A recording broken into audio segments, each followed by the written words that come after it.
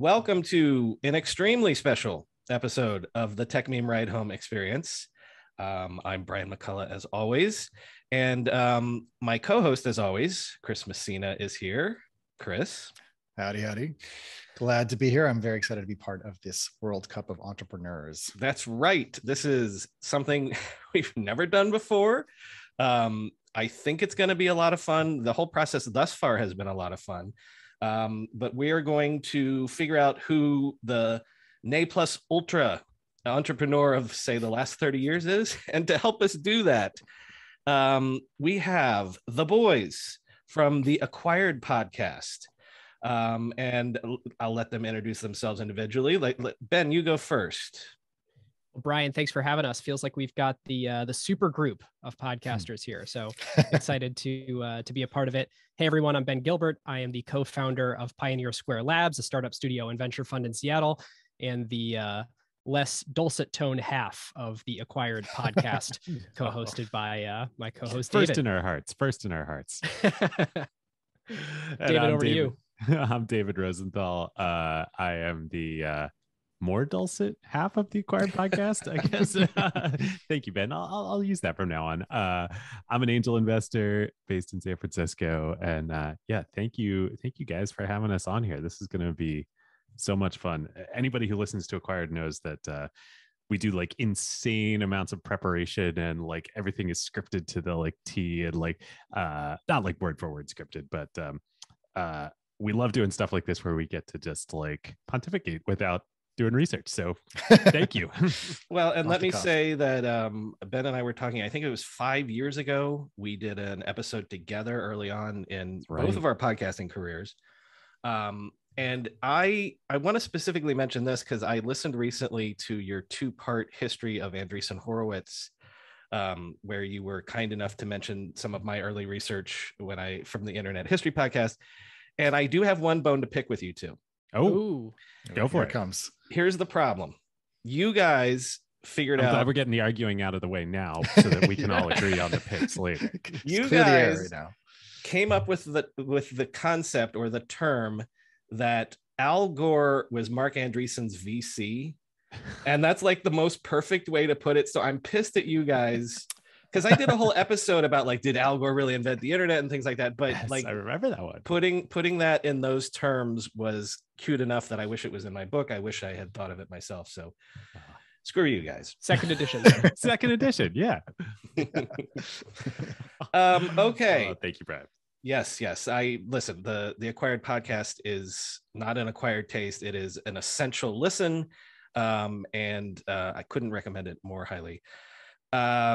Okay, so a lot of people, most people would be regular listeners to the show. So you would know that over the last 2 weeks, we have been doing a World Cup of Entrepreneurs sort of brackets voting thing on Twitter.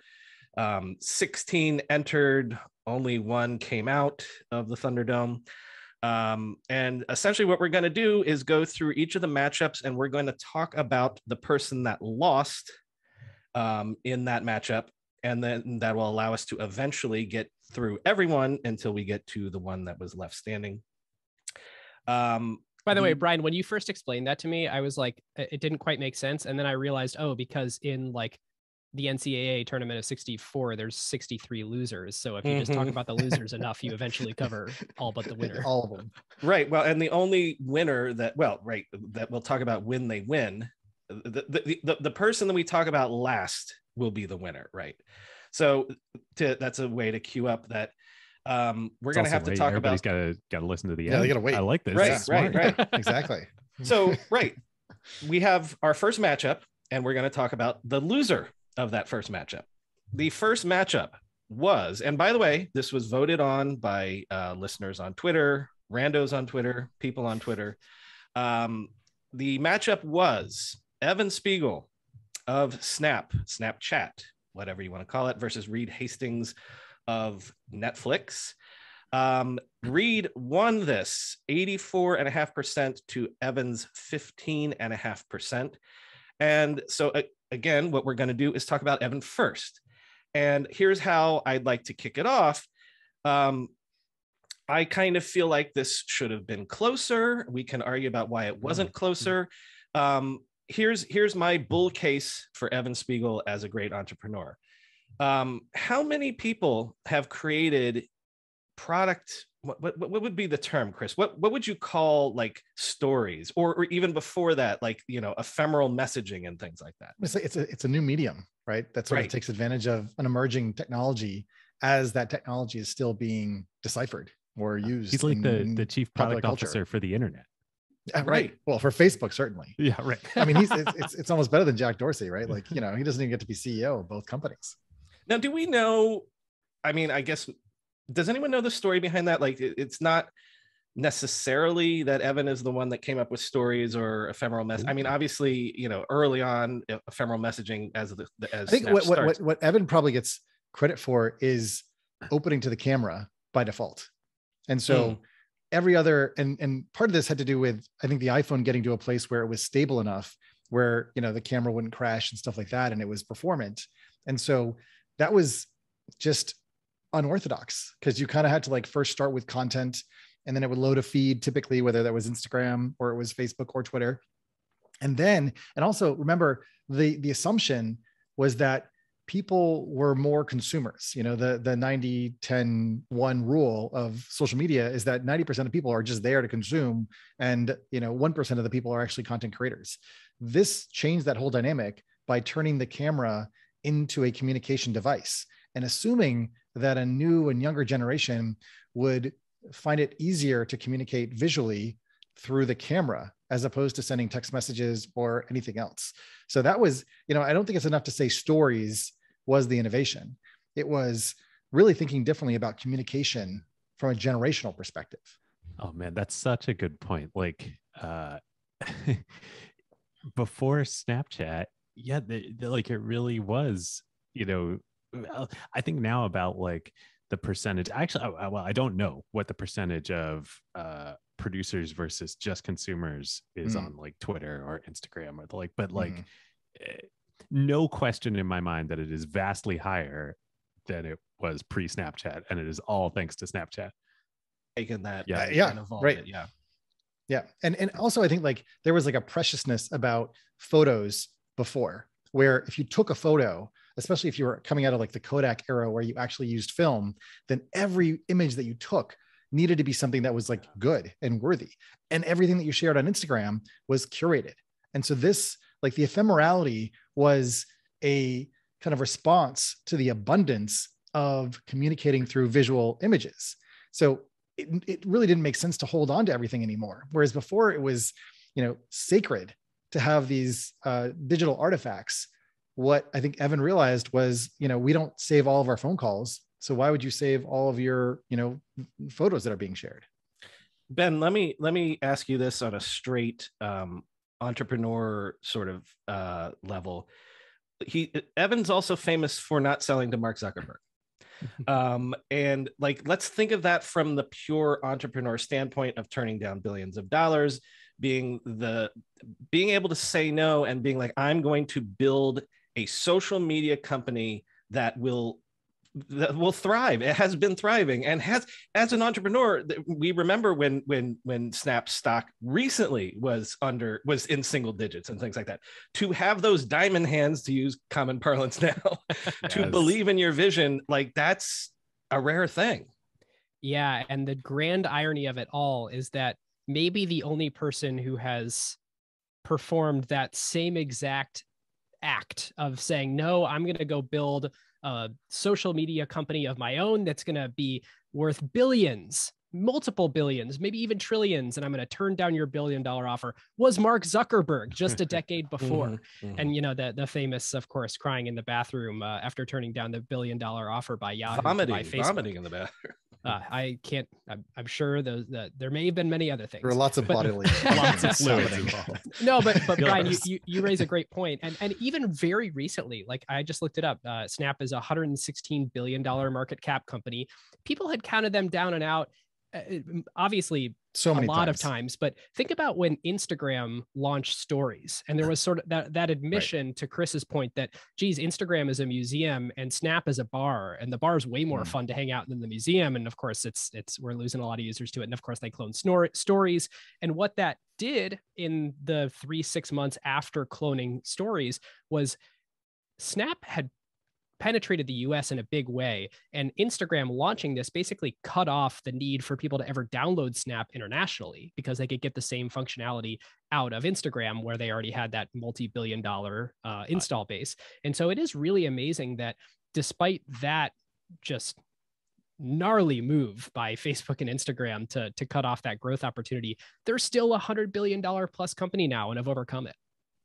Let me play the pundit here a little bit, like a sports pundit, and say that, if I think that the result is a bit unfair to Evan. Like, I would, if I were the one, voting, I would say that he probably should have advanced further in the tournament, for all the reasons just said, but then also for that last bit too, about how, it's not just that he has a company that reaches scale, then goes public, but then also has troubles, and then can theoretically fix those troubles and continue to thrive and things like that.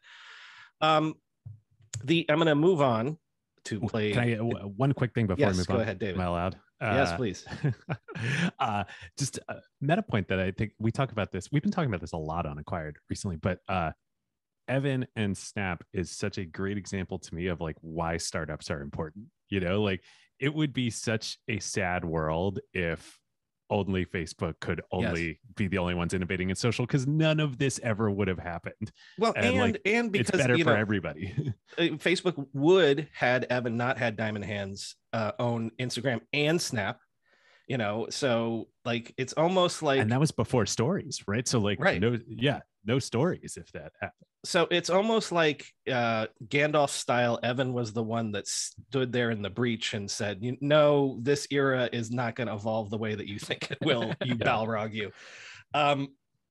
The David liked that one. All right, I am moving on to try to produce this as best I can, so we're not here for 5 hours. The next matchup was Jack Ma versus Jeff Bezos. And I kind of randomized the matchups, but then if I saw a theme that worked, I wanted to do the theme. Jeff Bezos won 74% to 26%. But I wanted to match them up because, in a way, the cheap thing to say about Jack Ma is that he took the Bezos playbook and took it to China. Not just the Bezos playbook, but the Silicon Valley startup playbook. Thoughts on that as a theme for matching up? I think the easy and, dare I say, lazy take is you're comparing Amazon to China's Amazon. And I think the 74% voting for Jeff Bezos and the 26% voting for Jack Ma is frankly representative of who follows you on Twitter. The sample size, yeah. And the sample source. I mean, we could look. I think Jeff Bezos should win this. Like, look at market cap alone. I think. Well, this is like getting seeded against like Duke in the tournament. Like Jack. It's an unfortunate. Pulled a rough draw here. but I think it's worth acknowledging what a different company Alibaba is than Amazon. I mean, the biggest one is their B2B business. I mean, Alibaba moves a tremendous amount of merchandise through a B2B e-commerce experience, of which doesn't really exist in the US yet. Like, Amazon Business is a thing, and you can order from it as a business, but like the B2B commerce market is much larger than the B2C commerce market, and Amazon has not been successful at shifting e-commerce online for B2B in the US. Yeah, Alibaba has a sales force for their core marketplace. Like Amazon doesn't have a sales force for their marketplace. And I mean, look, in theory, Jeff Bezos also was early in a market, but Jeff Bezos is early in a market in the West, in the US or whatever. Consider the also complicating factor of Jack Ma bringing entrepreneurialism and the Silicon Valley style entrepreneurialism to China in the late 90s and early 2000s. Like, that is breaking ground. That is, apocal, essentially. I feel like one thing that's missing from this a little bit, though, and this is more my ignorance, I think, more than anything, is I don't know what sort of business practices or concepts Jack Ma sort of brought to the world that then were socialized and popularized elsewhere. And one that I'm thinking of particular, and this isn't meant to sort of be, singing Bezos's praise, but the way in which like Bezos sort of required product direction to be done through written testimony, effectively, to sort of write the 3-page document, have people read it in silence, and then to socialize that.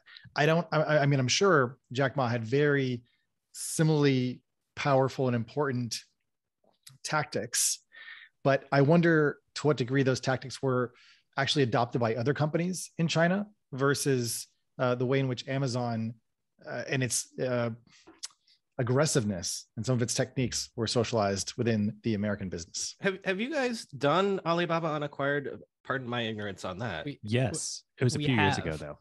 I think we may get called out for this for people that know better, but I think it's fair to credit Jack Ma with popularizing the 996. I think I was going to say that. Yep. Yeah, the notion that like Chinese companies move much faster than their American counterparts. I was going to say you should unpack that a little bit, like for the listeners, because I know that it's something at TikTok that is current today. So maybe that is an example of that cultural phenomenon that was socialized. So what is that? Working 99 hours per week. No, 9 a.m. to 9 p.m. Oh, you're right. A week. Yeah. Yeah. 9 to 9, 6 days a week. Which maybe that is around 99 hours. It might be hours. about 99 hours. I don't know. Yeah. But more than 40, this, like, that's for sure. Just we will win because we will outwork our competition. And of course, in such a competitive country where you have so many people, you have the very recent rise of the middle class. You have a special economic zone. So, capitalism in a very, small and different way is very new to the country. You have a whole bunch of people pursuing an opportunity concurrently. And the reason that everyone's so focused on a single opportunity is a top-down mandate, the country deciding, the party deciding that, hey, this is one of 5 categories. It's very important to us right now. And so when you have someone like Jack Ma that's sort of saying, well, we're going to win by working this absurd amount. And of course, this is a couple decades ago. It then sort of raises the bar. And when you have so many people competing, they're all going to be at that bar. And you end up with the sort of state of startups that you have in China these days. I'm going to move on real quick because Jack is having issues. I just want to say that Jack. You mean vanishing issues? Yeah, I was going to say that's the problem. Jack was the first sort of face of Silicon Valley style tech startup entrepreneurship in China. And he also might be the first one out to pasture, but I don't know. Moving on to matchup number 3, because that is our first upset. Now, if you're looking at the email that I sent you, I got the numbers wrong. The matchup is Mark Zuckerberg versus Jack Dorsey, and Mark Zuckerberg loses. Jack Dorsey got 71.1% of the vote. Mark Zuckerberg only got. You did this on Twitter, so okay, understood. You saying Jack logged in and tipped the scale? Well, but look, to bring, David mentioned seeds. Like if I had thought of this as a seeded tournament, for sure, Mark Zuckerberg would have been one of the seeds, right? I am genuinely surprised that Dorsey beat Zuck. If you hosted this on Facebook for the poll, I wonder if anybody would have actually participated. Okay, well, all right, maybe over 45 only. Only 45. I'll tell you what. Let's address the upset first, and then we can give Zuck his due as an entrepreneur at the end. Could it just come down to people don't like Zuck? Yes, likely. Yes. I think if you had run this poll in 1994 and you had Bill Gates in there, like Bill Gates would have gotten unseated in the first round too. Well, now having said that, Jack Dorsey is not exactly known. There are people that don't think Jack Dorsey is a great business leader, decision maker. So in a way, I don't remember if I consciously put these two. I think I put these two against each other because like Twitter represented the first sort of threat to the social media model that Zuckerberg had created. But at the same time, and you can argue that Jack, of course, has created two companies. So I guess maybe if I'm going to play devil's advocate, the argument against Zuck as a great entrepreneur would be that he had one good idea. Now, you can argue that's not even true. That's not true. Okay, Chris, take it. He didn't have any ideas. They were all other people's ideas. Oh, he had Wirehog. That was that was. I'm pretty sure that was built on Napster or Yeah, like. right. I mean, honestly, like to give Zuck his due, he's probably the best at stealing ideas and surfing behavior and seeing what's happening next. I mean, he is, you know, I hope he and his heirs never hear this, but like he's probably like the least inventive person ever, and yet the sort of smarmiest of them all by monetizing, capitalizing, and building on them. Like he is truly Bill Gates, the second coming. He is like Caesar's heir, given that he wants to build an empire. This is the World Cup of entrepreneurs. This is the World Cup of like nice guys. I mean, what's the goal? I'm look, people voted on this. I'm not saying the people who are right or wrong. I mean, Zuckerberg is the guy that would shank you, if he got the chance, and then, claim that it was the Snapchat guy. Yeah, but so, I'm with Ben there. Like, that's what an entrepreneur should do. He should be willing to shank. Well, the consequence of that is people aren't going to like you, and so you're going to lose Twitter popularity contests. Yeah. So there you go. I think so Zuck is having the last laugh here. Okay. Yeah, I think so. Let me. I guess, is this playing devil's advocate for Zuck? There's that famous story where when Zuckerberg turns down the Yahoo offer, or the one of the many $1 billion offers, he says the reason that he's going to turn it down is because if he did take the money, he'd just take it and start another social network, and he already likes the one he has, right? Okay. This is probably not going to help his case, but there are certain entrepreneurs that can see clearly one vision and can execute it on it perfectly. Whether it be you're Rockefeller and you see that oil is going to power the 20th century. Next acquired episode foreshadowing. Okay, there you go. Like, so it's like there are several cases, like who's the guy in New York real estate that just realized that Manhattan is an island, so you buy real estate, it's eventually going to go all the way to the top. It's like having that vision and executing on it and not wavering from it. That is kind of the sign of a brilliant entrepreneur. Yes, and I would even add on to that a similar sign of a brilliant entrepreneur is being willing to do something that you see as the future when nobody else does around you. And that is the story of Zuck. Like the whole time, dropping out of Harvard, that was like, wow, that's crazy. Who does that? Not selling to Yahoo, that's crazy. Going public at $100 billion valuation, crazy. And everything happening now. Like, and David, let me point out that again, this comes right after the dot-com bubbles bursting. There is not a precedent for people, again, to use the term diamond hands, for being that brave. Yep. You should take the $1 billion and run. People did, like the fact that Amazon was until recently still controlled by its founder. Think of every other company that was founded in the 90s. That is not true necessarily. So, yep. Like the fact that he was the first, I would say that Mark Zuckerberg is the model for the modern concept of an entrepreneur.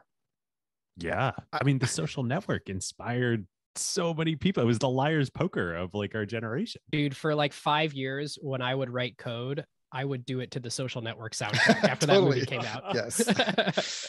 Chris, you were shaking your head when David said that. Yeah, I just, one of the reasons why I think the Twitterverse may not have been wrong is because I just can't think of Zuckerberg as an entrepreneur. Like he's an empire builder. Like he and I What played is an Civilization. entrepreneur then? No, like an entrepreneur, like it's French, and basically it's someone who makes bread and like from strange ingredients they have lying around. Like to me, Zuckerberg saw the map as black and wanted to paint it blue, by moving his troops around. And so to evaluate him from convention, like what Brian's saying, yeah, like most of the time founders will leave after, their 10, 15-year stint because they're bored or they're tired. They want to do something else. That has never been the case with Zuckerberg. Zuckerberg has always wanted to expand his empire. All roads lead back to Rome. The Facebook Connect, Beacon, all of the things that he built into the platform were about expanding the influence as a dominant power. And I just can't evaluate him on the same, kind of public company set of principles that I would other entrepreneurs. I'm going to put a pin on this one unless someone has one more thing to say, but you know what, Chris, I don't know if you and I have influenced each other on this, but I've come around to psychoanalyzing Zuck that way, where I believe the theory that he played Civilization and he loves Civilization and he knows that he can't be a modern day Julius Caesar. He knows now he can't run for president, but he knows that also he is a modern Caesar. He is doing it. He's doing it in the modern way. And so you don't need an army anymore. You just need people to log into your website. There's that line that he was a stiff nut growing up. A stiff nut? A what? He was a nut about Civilization. Right. Oh. Yeah, he was. He said it. He said it in interviews. Yes. That's awesome. So my theory to psychoanalyze him is, and also he studied the classics. The only courses that he actually finished in college were about the Roman emperors, literature and Latin and all that stuff. So my theory is, maybe I'm typecasting too much, but I can't let. No, I'm with you. I've come to this conclusion is that, because the really lazy thing to say is, well, why, if I were in his position, I've got all these billions of dollars, I'd, date beautiful people, I'd buy yachts and stuff. Why does he still go to work every day? It's because there's that line in the movie Heat where, for me, the action is the juice. One of the robbers says that to somebody else. Yeah. The action that is the juice for Zuck is people have to play in my game. People have to play in my world. Why does he care about if you have to do your banking via the cryptocurrency he creates? Because that's the juice for him. Yeah. That's the Jack juice. Dorsey hangs out with Jay-Z on boats and stuff. Zuck's that. He does little photo ops in Hawaii to make it look like he's an American or something. He's I just have to do this. Versus grilling meats or something. Right. So your guys' argument, to sum it up, is that Zuck is Caesar, but not Romulus and Remus. There you go. Right. Ben, what were you going to say? It's almost like we first have to define what the game is here, because the most extreme version of my argument is, well, let's just go look at the market cap of all of the companies that all these people founded, and then we have an answer, and we don't have to have a conversation here, which which is boring, one definition of success, but B, it doesn't take the creativity into account. Chris, what you're sort of arguing is part of entrepreneurship is, having an initial idea and then seeing that idea through and making something people want in YC's parlance, and then, figuring out how to both capture value from what the thing that people want, but also create a ton of value in the world. And I think your argument is basically not really sure this guy's growing the pie, but he sure has captured a lot of it. Yes. And also and I think this is the last thing I'll say on this, is that he has changed behavior. And that is the hardest thing to do in the world, which is to get people to go along with the way that you see the world, and then to go and to embrace it. And all along, every step of the way, people have resisted the vision that Zuckerberg presented, and yet they went with it anyways. The newsfeed was the first example of this, where the whole team, after there was literally protests in the streets in Palo Alto against the newsfeed, and it started the whole conflagration with privacy. Oh no, he doubled down. He had his troops of, his 300 troops with bows, and the rest of them, they had their shields up and their spears, and they came out and they decimated whoever it was they were fighting. The Egyptians, well, that comes back to David's argument that, or who was making the argument that he is just the best at looking at the data and understanding. Me. Yeah, that was Chris, right? Or somebody. Yeah. Well, that's how I see. He basically is observing, because one, he's created the system to ingest all the data, to see how young people are operating. And then he basically takes that and then makes it easier for them to keep doing what they're already doing. So we saw people looking and snooping on each other's profiles, and he basically productized that creepy behavior. And so then everyone's it's like dogs, right? What you really want to do is you want to have some, I don't know, this is going to get really weird all of a sudden. But, you know, like the dogs just like sniff each other's butts. Like humans do the same thing in different ways for like their profiles. And so he just built that system that automatically updated you. So whenever there was a fire hydrant that was peed on, you got a notification. That's Facebook. Oh, that's so good. Anyways, can we do one real quick digression before we move please. on? The battles on the streets of Palo Alto made me think of this. Did y'all see the social dilemma? I'm in it. Yeah. Oh, that's right. You are in it. Oh, wow. Okay. It's like a cameo. This for like is 2 the seconds. perfect discussion. I want your thoughts on. Great movie. But then the end of it, right? Where there's like the mean streets of Palo Alto and the kids get riled up and like I'm like, I lived in like Palo someone gets Alto. pushed down. You're That like, is not going down in Palo Alto. I do not believe it for a second. I mean, honestly, it undermined the whole movie. You know, it's sort of like it's like the Sandy Brook thing. It's like this is not. Anyways, I have a lot of problems with that movie, I think it's one of those things where it's important to raise the alarm to some degree, but the lack of personal accountability, that the movie sort of takes away, and then at the end, it's like turn off notifications. It's like okay, not realistic. So, or you're gonna go to prison in Palo Alto, right? What? Okay. All right, let's move on. Yes, being the producer and moving on here. The next matchup was Katrina Lake versus Elon Musk, and this is one of those again, which maybe was an unfair matchup. Except I will say, there were way worse losses. In terms of the percentage, Elon Musk won this matchup 78.1% to Katrina Lake's 21.9%. Ben, I think you might have been, when we were soliciting for like who the 16 should be, it might have been your idea to include Katrina, and I can make some arguments for why I wanted to include her as a representative of a bunch of things, but make your argument for Katrina as a great entrepreneur. Well, yeah, I mean, she's just built an unbelievable business in Stitch Fix. I think there's a few, like if you look at her personally, I think she has this unbelievable combination of left brain, right brain, where she is so like clear on how all the financial statements, like she's financially savvy in a way that I feel a lot of founders sort of glaze over it. Like most of the time when a seed stage founder is pitching for venture capital, they're not speaking ever in terms of cost of capital. If you're like, actually, it might be cheaper to raise debt than equity if you make a few assumptions, like most entrepreneurs are going to be like, huh? What do you mean? Do I get the money or not? I get the sense that Katrina has like always been an extremely financially savvy operator, in addition to like having that je ne sais quoi that a founder has of, to use it again, making something people want. So like, first of all, I just have Stitch Fix. If we didn't, I just wanted to make sure that we said that. Good point. Stitch Fix. Yes. Sorry, go on. So that's like about her personally. Now, Stitch Fix as the business, I think has just blown away everyone's expectations of what it could become. I mean, I think there were a lot of clothing upstarts in the last 10, 15 years that had subscription boxes or had, the Trunk Club was one that sold to Nordstrom. Yep. And this one, like, it just had so much more life and running room because of the way it integrated technology and like physical things in the real world that people need on the day-to-day basis. So I think there's a big component of the business was hiring a lot of the people that built the Netflix recommendation algorithm to sort of be the data science arm of Stitch Fix.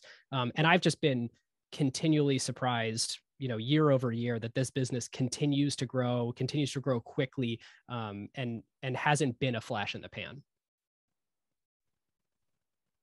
Anyone else? David? Yeah, I mean, to Ben's point, also, there's there's so many definitions of entrepreneur, right? But one other thing that Ben, you referenced, but that Katrina did, I think we talked about this a lot on our episode about them, that most founders certainly didn't in her era. She was so incredibly capital efficient. Like I remember I interned at Meritech, which is a great growth firm in Palo Alto when my summer in business school. And we were like, Stitch Fix, like, what a great company. Like, we got to get they're raising around. And like, nope, not raising around. don't need the money. They're cash flow positive, not going to sell equity. And like, that was so, contrarian at the time. She didn't need it. She protected her cap table and it's done amazingly well. My argument for including her, and I know this is not an easy fit, is because it's not a D2C company. It's not a direct-to-consumer company. Sure it is. Well, not in the perfect sense of like, Warby Parker or something. It sort of rides that line between, like we've been saying, like the subscription. It's a retailer. It's right, but the modern retailer where it is, you have that very close connection with your consumer. You have the subscription aspect to it. So I thought that she was a perfect inclusion because she sort of melds all of those parts of like what modern commerce is and modern brands are. I mean, it also feels like, she was so good at understanding like the consumer, understanding the problem space, understanding technology, and in this case, like a good entrepreneur, being able to go all the way, from soup to nuts, as they say, sort of from like the highest level of the business and how to operate it down to the individual experience of getting the box and opening it and, dressing yourself. And then the whole process of data enrichment. I mean, this was, when Stitch Fix was really coming up, it was pre-machine learning. And a lot of the techniques, that Amazon and others have embraced to get better over time about how to create fashion that people, want and that fits their style. Like that is something that I think she productized and brought kind of a, what's it called? How do they make cars? They make cars on an assembly line. It's sort of like an assembly line of fashion. And so bringing all those things together in a new conception of how commerce could happen, I think is really like the core insight. And so I don't know, I liked what you guys said. And I think, she definitely is one of those underappreciated female founders that deserves a whole lot more credit and credibility. Yep. I'll because I'm the one who suggested it, I'll close the book and move us along here. Ultimately, like she's up against Elon Musk here. Elon Musk is the clear sort of winner in particular because Stitch Fix as a business is just not in the same category at all as any of these other businesses in terms of the scale and impact of it, particularly both the combination of SpaceX and Tesla. Yes, but as in World Cups, sometimes Australia goes against a Brazil. And as much as you might love Australia because they're great players and they play great football, I guess it's just sometimes you're playing Brazil a little bit. But the next one is the closest voting that we had. This is so close. It is literally, I believe, one vote decided this, and the matchup was Patrick Cullison versus Oprah Winfrey, and Patrick won by 50.4% of the voting versus Oprah's 49.6% of the voting. Ooh. I don't know. So close. This is another this one of those, went into triple overtime. Well, but also as a pundit, I feel like Oprah really should have won this one. She's robbed. Not necessarily robbed, but I'm gonna. She's doing pretty well for someone who's been robbed. Fair.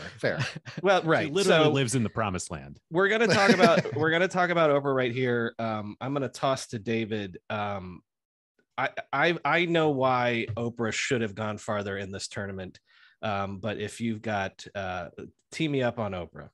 Oh, well, this was one of the most fun acquired episodes that we did. When did we do this, Ben? Last summer, I think? A year ago. Yeah, a year ago.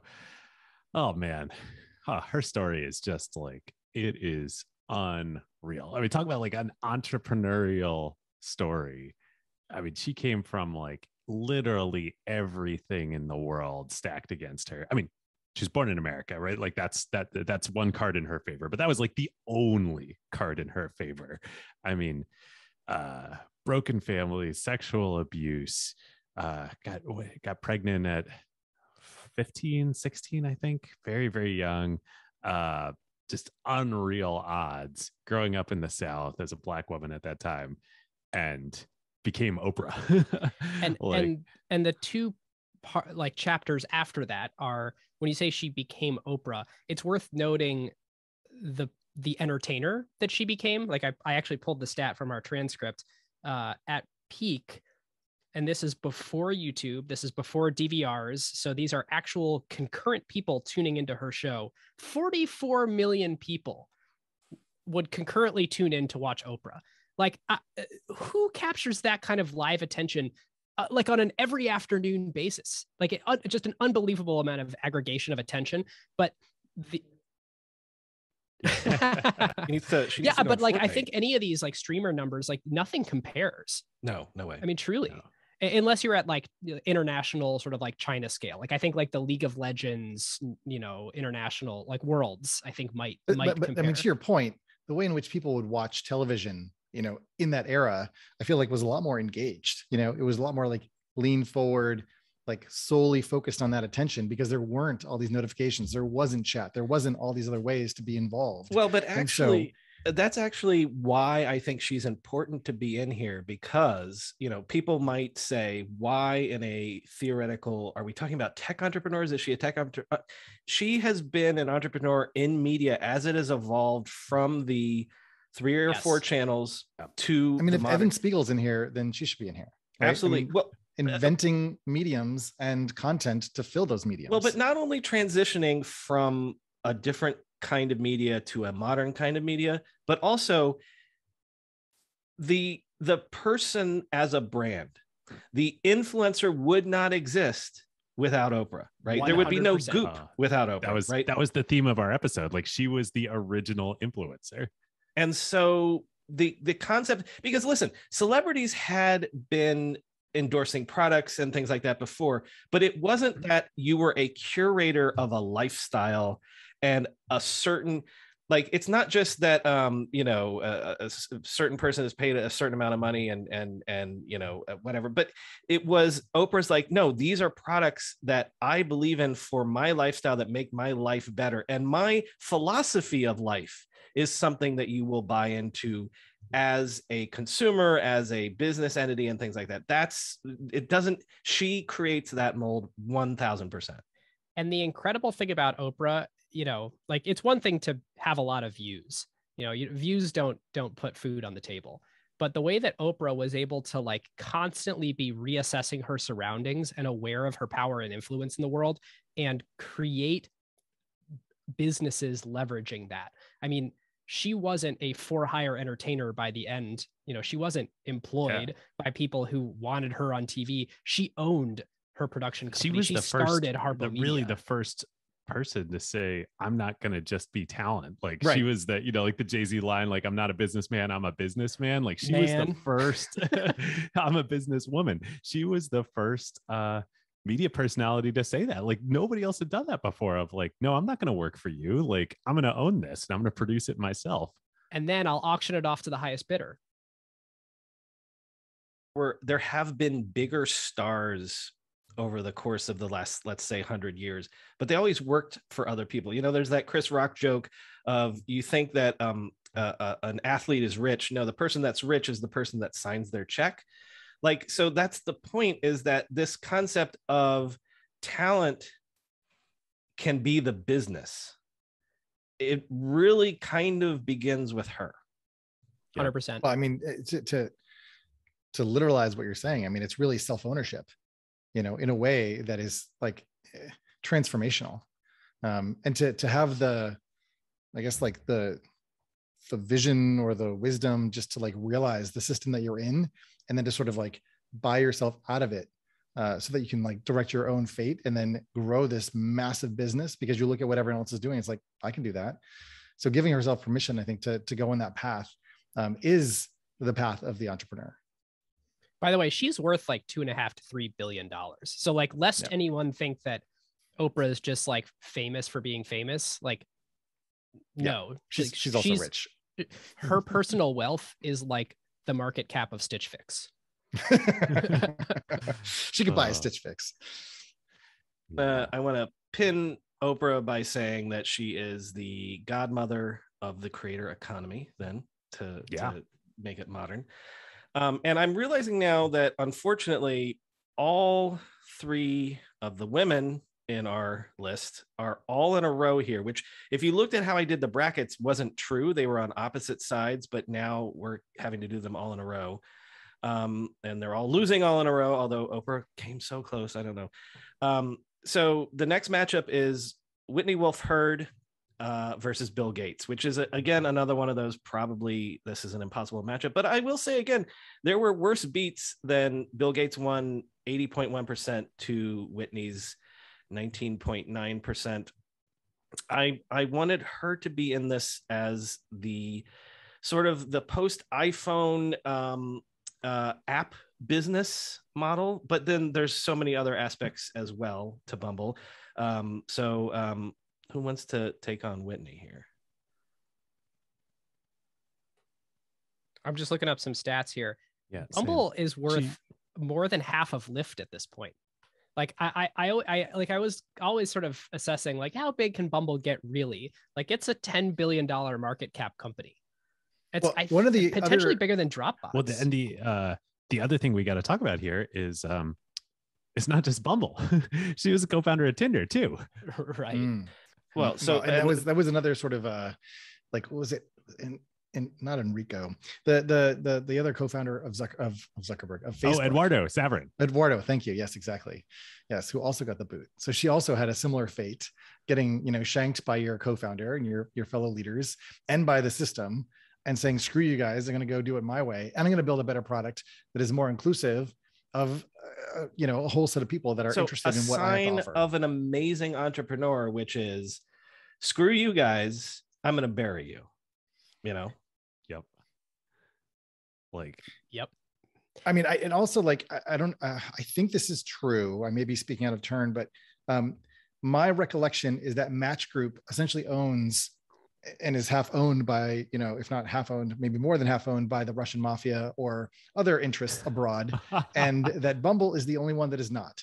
So not only, to say screw you to Silicon Valley and the investor class and all the people who are in Tinder, but then to also turn to Putin and say the same thing, I think, suggests having, severe cojones. And so I think that's another reason why, like the fact that they've stayed independent is actually a very unique choice in the dating marketplace. There's one more thing. This is a thesis I've been working on for the last couple of years, which is that the next generation of successful companies, it's not just going to be about getting to a market first, planting your flag, getting to scale. It's going to be about taste. And so this idea that so many, literally Match.com was founded in 1994, I think. So the idea that Bumble was successful because it had taste, it understood the consumer and the market in a different way that was more conducive to how the market actually functioned. Yes, more tasteful. Exactly. The idea that women, the way that this should work is you don't just, Match.com was... Well, they were ahead of the curve in terms of the sort of, spam and abuse isn't the right term, but like in terms of the negative behaviors that were happening on social media and on Tinder, and the sort of smarminess and the lack of protection for minorities and women. I feel like Bumble got ahead of that. Like they were aware of it. They built in social interactions where, the female members were the ones who initiated. And so prioritizing the female experience led to their outsized success relative to the conventional functioning of dating apps at the time. I'm just laughing over here because I want to move us on, like four dudes try to tastefully talk about why Bumble was better. Having been someone who used it, like the interaction of you can't message a woman until she messages you first is like just freaking genius. I like it made. Their first $5 billion of market cap were made on that. But it's also the genius that is not genius if you're the underrepresented founder that understands the side of the market that a male cis founder doesn't understand, right? It's genius to believe in it and to pursue it and then to build product around it and then to convince people to come along with you. That's the genius. Yeah. I do want to move it on because we're approaching an hour for our first round here, and we've got two more left. I do believe that this is the worst defeat of the whole route tournament, And I only put these together for the cute reason of it's Larry Ellison versus Larry Page and Sergey Brin. So the battle of the Larrys. The Google guys won 93.3% to Larry Ellison's 6.7%. And I don't know if any of us will have that much to say about Larry Ellison, because I feel like most people don't like Larry Ellison either. But this feels like too much of a beatdown to me, though. Like, okay, I'll make a case for Larry for Ellison here. Okay, make the case, because I can do one too. But David, hit it.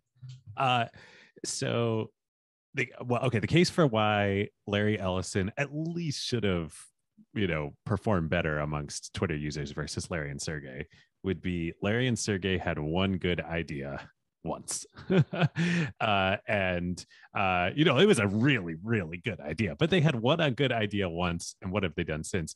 Larry, sort of back to our, Mark versus Jack discussion, like this dude built a freaking empire, like brick by brick over decades.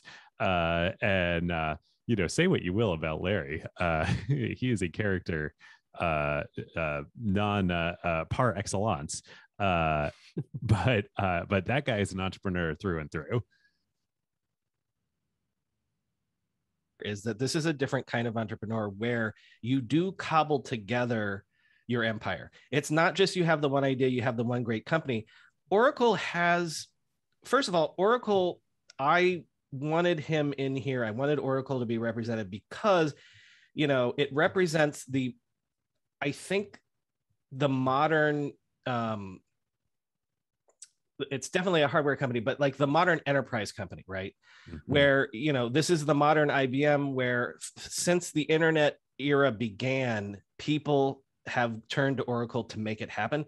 But Oracle didn't have all of the tools at the beginning. So it's been a series of acquisitions. It's been cobbling together this empire, just like the person that we're going to get to next in the next matchup. But so I think that, again, like the modern definition of a company that grows by acquisition, that becomes a conglomerate that serves all of the needs of its customer base, is not just one trick Oracle, pony. no Amazon. Like Amazon ran on Oracle until recently. As you can hear on the Fine Internet History podcast, when Brian interviewed the first engineer, the first hire at Amazon, it's a crazy interview hearing about how the fastest way to market and the most performant database was an Oracle one. I'm going to admit I feel like this is like an aesthetic bias, but I feel like Larry Ellison is just of an era of entrepreneurs, I suppose, or Silicon Valley people that just, he's kind of like John McAfee in my mind. Like the two, I can't quite distinguish. And I think about Oracle and I kind of cringe a little bit. And so I have that bias they have that great headquarters that you can't miss when you come from the airport to San Francisco. That's part of my point. The database headquarters. I always assumed that the cylinders of the Oracle headquarters are made to look like those are databases, right? Are they not the real databases? Yeah. Or the other way around. I mean, maybe that's why we have that is because that's kind of a silly abstract concept for a data store, right? That's true. Like hard drives. Is it stacked disks? Yeah. Right. Exactly. Back when they used to use instead of before solid state drives. So, sorry, Larry, Twitter doesn't like you, but you built a $250 billion business. One of the reasons is probably to tie this back into the whole your Andreessen Horowitz thing, the whole Netscape thing is one of the reasons that Jim Clark wanted to become a billionaire is because he was jealous of Larry Ellison's yachts and things like that. So Larry Ellison has been making being a billionaire his business for quite a while. He set the culture for a exactly. Time. I feel like Zuck and Bill Gates are not in the model. You're right, because Larry Ellison. Chris, you said that he's of a different generation, and I think you're right in a way. Like he's closer. I feel like he's more like a Bond villain. And that just doesn't resonate for our generation. He's like 80s Wall Street meets tech. Yes. Like Coke and blow, like that's their whole jam, and yachts and buying ostentatious. I will say, ostentatious, Jenny and I were in Lanai this summer. We did a little baby moon in Lanai on Larry Ellison's island that he owns, and it was very nice. It was very nice. Did Larry great taste in out, islands. Yeah. Larry give you a call and say, hey, we got a spot for you. You should come in. I saw him. Really? No. There are 2 hotels on the island, and you can book even normal people like us. But yeah, we saw him at one of the hotels. Like, yeah, it was amazing. And dude drives a Corvette, which is like a really, nice. But I would not have expected that. Wait, no, I would have. Perfect. That's a fucking cliche. Yeah. That's exactly what I would have. There you go. See, it's the whole 80s supervillain thing. I don't know. I'm not letting this one go. Dude, I watch Miami Vice Diablo, but yeah. Okay. Yeah. All right. So to round off our round of 16, and to round off this first episode, another beatdown that I feel like is kind of similar, but also speaking of Hawaii. It's one of those things where like you can't, what are you going to do? Mark Benioff win against Steve Jobs, and Steve Jobs won 90.3% to 9.7%, but I can make for sure a case for Mark Benioff for the SaaS era, for like, come on guys, like, but I feel like even Mark Benioff was voting for Steve Jobs. That's true. True. That's true. But all right, here's an interesting, so I don't know the just to like throw out an interesting point of view, like every generation of tech is so much bigger than the previous generation because technology and the internet reaches so many more people than it ever did before, and it's compounding, and you have population growth and all this stuff.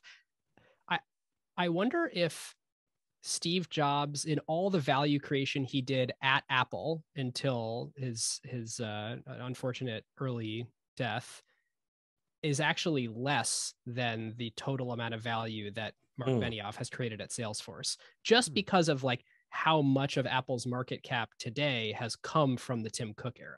And like, this is a silly straw man, because at the end of the day, like, Apple is Apple because of Steve Jobs, so it all is really attributable to him. But it is this interesting thing to observe that like most of the growth, like most of the value in the entire tech ecosystem has been added in the last 10 years.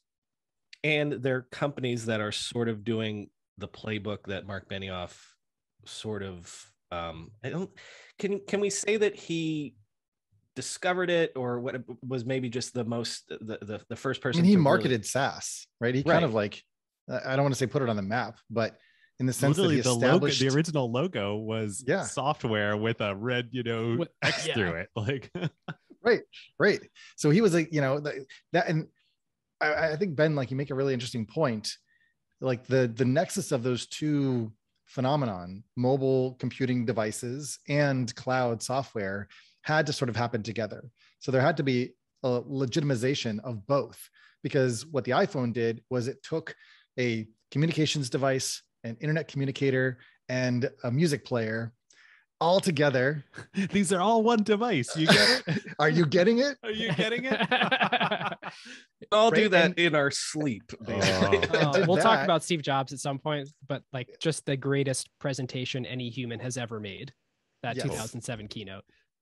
That and then we could go back to of course the mother of all demos, but that was sort of setting the stage for all the rest of it. But nonetheless, I do think that those two things together, the cloud era and the mobile computing era, and both eating the enterprise world of the folks we just talked about, is what led to so much growth and development.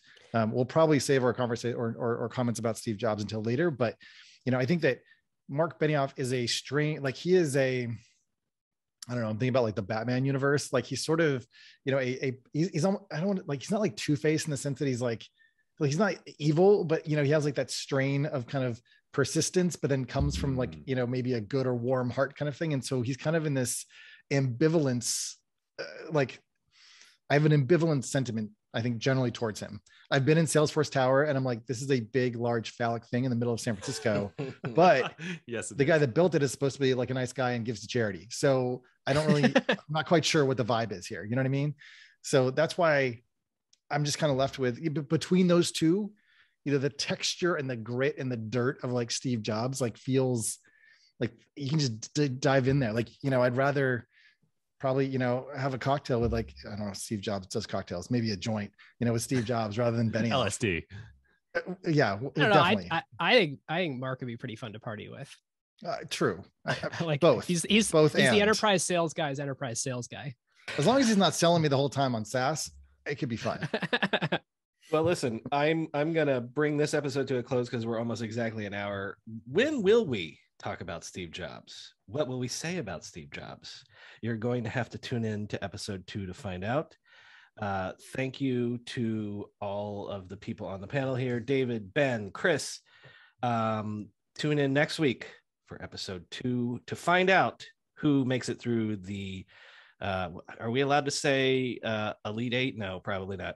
The round, Lowercase e. The quarterfinals, the semifinals, and the finals, and find out who won the #World Cup of Entrepreneurs. Talk to you next time.